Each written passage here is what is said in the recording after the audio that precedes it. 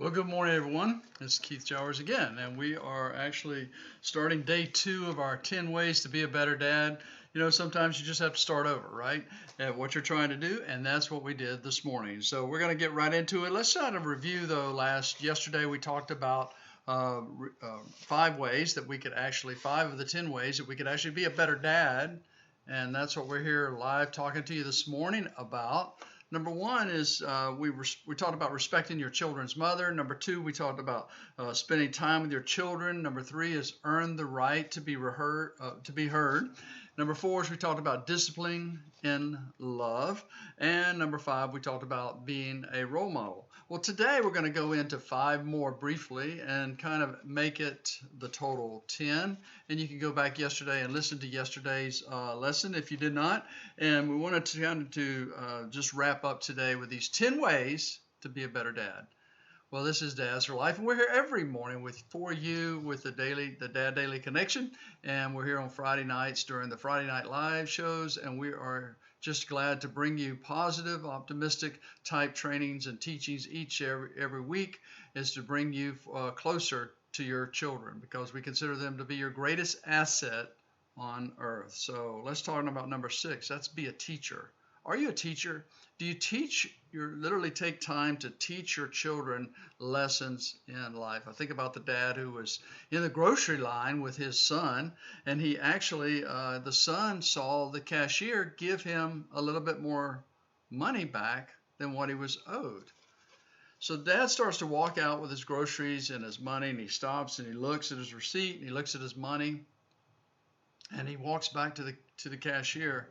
He says, "Excuse me, ma'am, I'd like to give you this $1.10 back." And she says, "Oh, did I give you too much?" He said, "Yes, and it's not mine, so I want to make sure you're even, and I want to make sure that that I give it back to you so you can be even in your drawer." So she did that, or he did that, and she appreciated it and thanked him. Walked out, and the son said, "Well, Dad, that was extra money. Why'd you give it back?" And he said, "Because it wasn't ours."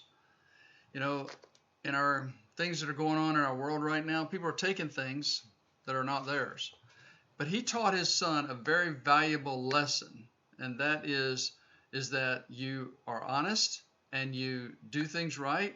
And I've done that many times. I've actually given money back when they overcount or $2 are stuck together, because I didn't want her to come up short, or the cashier, for them to come up short and for me to have extra money that didn't belong to me. I actually did it yesterday. I bought some construction products, and there were 2 things that did not belong to me from the day before. When I got and checked my receipt, and I realized that that was incorrect. So I took those products back. And you know, it doesn't happen all the time. But the thing is that when you realize there's a mistake on somebody else's part, and they're going to have to come up short, they're going to have to pay for it, then you want to be a teacher and teach your children that. So that's number 6, is be a teacher. Involve examples as much as you can to teach your kids the proper way to do things. What we've been seeing on the news the last few days, no, that's not the proper way to do things. But you know, you can be a teacher. I was listening to one story of a dad teaching his son, this is not the way we do things. So he was hands-on right there at the scene teaching them about that. So number 7 is eat together as a family. Do this as much as possible, because if you can do that and you can put away, we call that the no phone zone. You sit down at a dinner table, you put the phones away, you can sit and talk to each other like we used to, right? There's nothing that kind of really makes me think more about where we're at in life today is when you go to a restaurant, when we used to go there on a regular basis before all this stuff started with us, with COVID, is that you actually go to a restaurant and you can see a whole family kind of looking at their phones and not really talking. Well, when you sit down at a table, it's time to talk.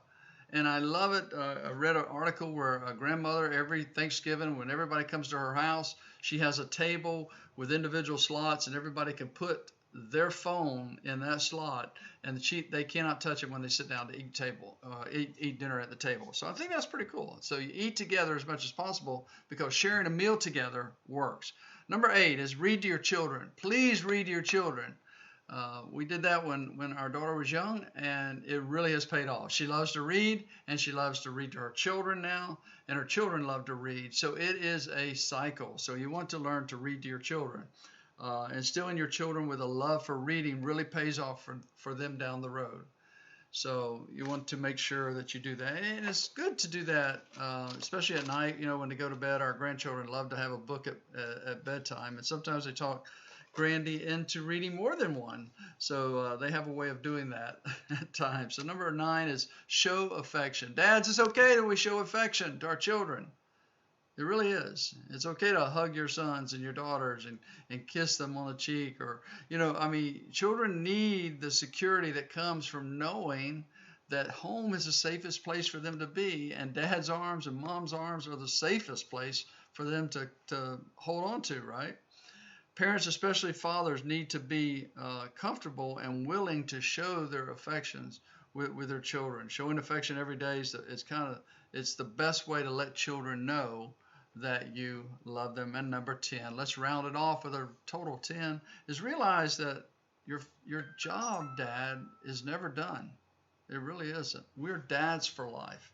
And I've had adult men who have children who are adults now talk to me years later and say, it was a tough job, but you kept encouraging us and putting out those good, positive messages on a daily basis.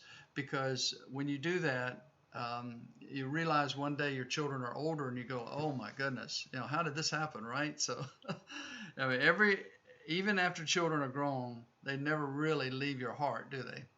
So you want to make sure that you're involved with them as much as possible. I know schedules are busy, guys. I understand that. But realize that your job is never truly done. Whether it's continued schooling, a new job, they move away, or a wedding, fathers continue to give advice and be there for them on a regular basis. Thank you very much. Dr. G's in the house. I want to just kind of pay some comments to pay some tribute to some friends this morning I see coming in. I see Dr. G's in the house, Deborah's coming in the house, Tabitha's in the house, and Shelby, appreciate you watching as well as Miss Glenda, appreciate that. So guys, we are here, been talking about the last 2 days, 10 ways to be a better dad. There's 10 things that every father needs to know and do. And if you just do these are the basics. Fatherhood goes way beyond this. So, but these are the basics, and when you do that, you become an essential part. When you learn to make yourself better, so you can be better for your children, you become an essential part of their lives for life. My my heart goes out to everything that's going on in our nation right now. After what we're coming through, and then we continue to go into all this lawlessness, and that's a whole nother show. But I think about the parents. If everybody really were unmasked out there, and the parents would see this, would they really be happy to be proud to know that's my child out there, breaking into stores and all that? It breaks my heart. My wife and I have been praying. This is a difficult time that we're in, and one wrong definitely doesn't, or two wrongs definitely don't make it right. So pray for our nation. Pray for all that's going on with what we're seeing on the news, and don't watch the news 24/7. So dads, you're important to your children. You're an essential part of your child's life. Moms, you're an essential part of your child's life. And we at Dads for Life want to encourage you to go out and do your very best to be there and involved in their life. And when they're wrong, well, show them the way that they're wrong so they don't do it again. And when they're right, praise them and enjoy their life. Because I tell you, one day they grow older, and you look back and say, our daughter has 3 grandchildren now. So it's an important part of life is to raise our children properly. And when you do, the world's a better place. So until tomorrow, this is Keith Jowers of Dads for Life saying, go out and encourage and enhance and enrich the life of someone today at an hour.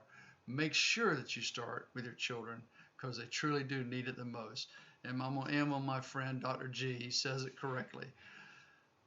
Pray for our nation and our president. And I tell you what, when we humble ourselves and pray, God will hear from heaven and heal our land.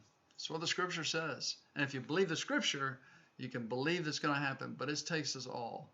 You know, when the thief comes to steal, kill, and destroy. And that's what he's trying to do to our nation. We have a wonderful place to live. We just have to get back to the roots. There's this old song by Forham called The Basics of Life. You know, we get back to the basics of life. And one voice is not the total voice. You know, we need to come together in love and pray for our nation. God bless each and every one of you, and I appreciate you. Until tomorrow, bye-bye.